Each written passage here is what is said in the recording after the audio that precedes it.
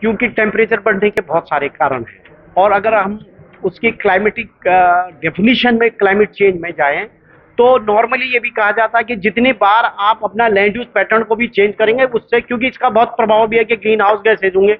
आप अभी पॉपुलेशन की बात आई थी, है जहां 5 लोगों को रहना था वहां 50 लोग रह रहे हैं। जिस जमीन आपके पास एग्रीकल्चर रहना, आप देहरादून में देखिए सारी कंक्रीट के कंक्रीट बने, वो भी एक this is one of the major cause of that. और हिल्स में बहुत सारे डिफॉरेस्टेशन ज्यादा हो गया।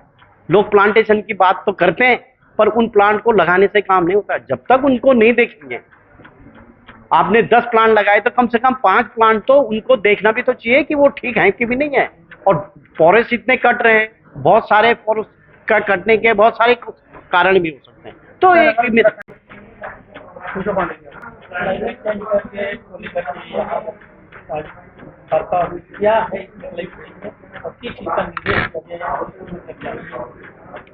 आज का ये क्लाइमेट चेंज के मेन एस्पेक्ट पे था कि पर्यावरण में टेम्परेचर कैसे बढ़ रहा है, तापमान कैसे बढ़ रहा है, और ये बहुत बड़ी चिंता का विषय भी था। और इसमें हमारे बहुत अलग अलग फील्ड्स के जो एक्सपर्ट्स थे, कुछ एक्सपर्ट्स को आना था तो उनके कुछ मीटिंग्स के कारण, जैसे हमारे आईएमडी के यहाँ पे डायरेक्टर विक्रम सिंह जी जो हमेशा आपके वेदर फोरकास्ट की भी बात करते हैं, और फॉरेस्ट के भी पीसी साहब को भी आना था। मैडम हमारी साइंटिस्ट एनआईएच से हैं, डॉक्टर भट्ट हैं जिन्होंने इकोलॉजी के फील्ड बहुत काम किया है, डॉक्टर बी स्नेक है जो फॉर्मर डायरेक्टर हॉर्टिकल्चर की कैसे कैसे एस्पेक्ट है पे उन्होंने काम किया।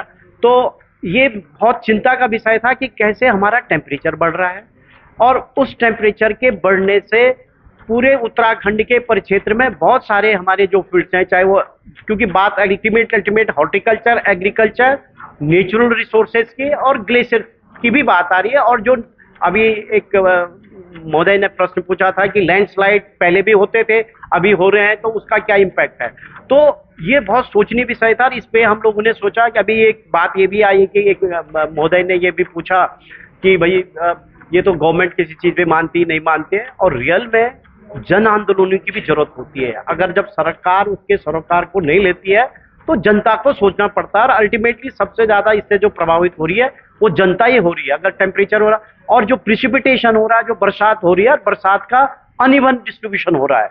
जिन मंथ में होना चाहिए थे उन मंथ में हमें 2, 3, 4, 5 सालों से उसका बिल्कुल चेंज दिख रहा है। दूसरा कि स्टडी करने के साथ जितने भी साइंटिफिक इंस्टीट्यूशन है कि पिछले 5 सालों में पूरे उत्तराखंड में जो एवरेज टेम्परेचर कंडीशंस की बात आ रही थी वो 4 से 5 डिग्री का चेंज हो रहा है। अभी बात ये भी आ रही थी कि दिन बहुत बड़े हो रहे हैं, या कहीं ये बात आ रही थी कि रातें बहुत हो रही है, रात का टेम्परेचर नीचे ज्यादा डाउन जा रहा है। टेम्परेचर बढ़ने का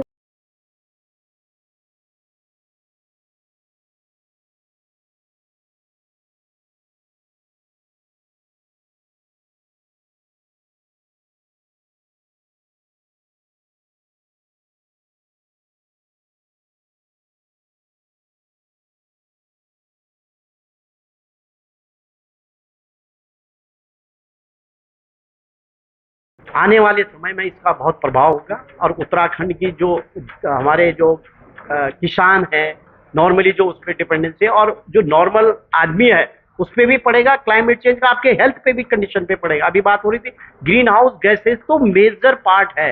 क्या आप हरिद्वार, देहरादून जो सिडकुल सारे आपने बना दिए, आप काशीपुर की बात करिए, वो गैसेज कहाँ जा रही है? अल्टीमेटली जो सराउंडिंग का एटमॉस्फेयर हमारा एक ही है ना, उसी एटमॉस्फेयर से तो हमको इम्पैक्ट हो रहा है, और उसी से आपका चाहे प्रेसिपिटेशन हो, फिर वो आपका टेम्परेचर बढ़ने के कारण प्रेसिपिटेशन की अनइवन कंडीशंस हो रही है।